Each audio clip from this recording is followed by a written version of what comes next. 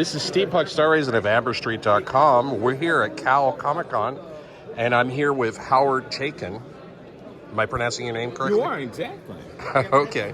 And you're most famous for doing the first 10 issues of Star Wars, 1977. To my forever regret, but yes, that's true.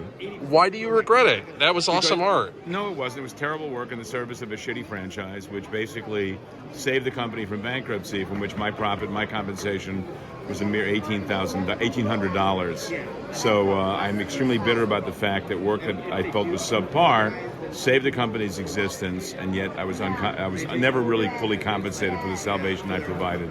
So my bitterness is perfectly comfortable and perfectly justified. Well, I agree. If your company, you said your company went bankrupt, correct? Marvel was in the process of going Chapter 11 bankrupt. Oh. Stan Lee strongly objected to getting in business with 20th Century Fox to do the Star Wars comic book. Roy Thomas somehow convinced him otherwise. The book published, the book saved the company, the book sold millions of copies and earned millions of dollars for the company, for which I was never compensated.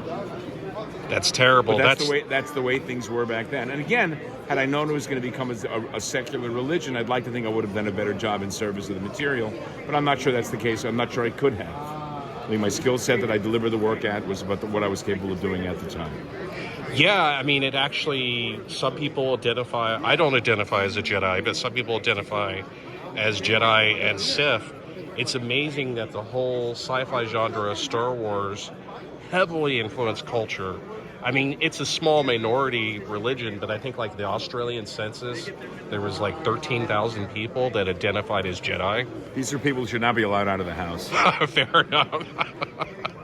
I mean, it's intriguing, you know. Maybe to you, I find it appalling. Fair enough. I mean, I'm an atheist, so I don't have any skin in the game, so to speak. I'm not religious. Same here.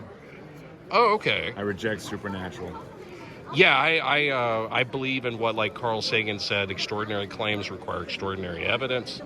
I'm a skeptic, critical thinker. I try to be. I'm not perfect, and I admit that I'm not perfect. Okay. And I appreciate you allowing me to interview you. So you're here selling your comic book art. I'm here as a guest of a small comic book convention run by people of whom I'm very fond.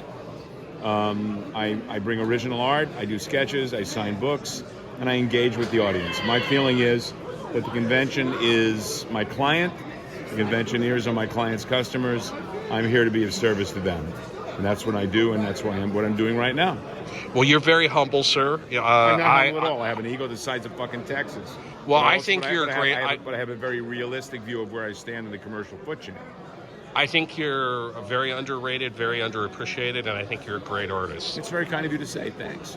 And you signed my Star Wars #1 last year, and I appreciate that. Of course I did.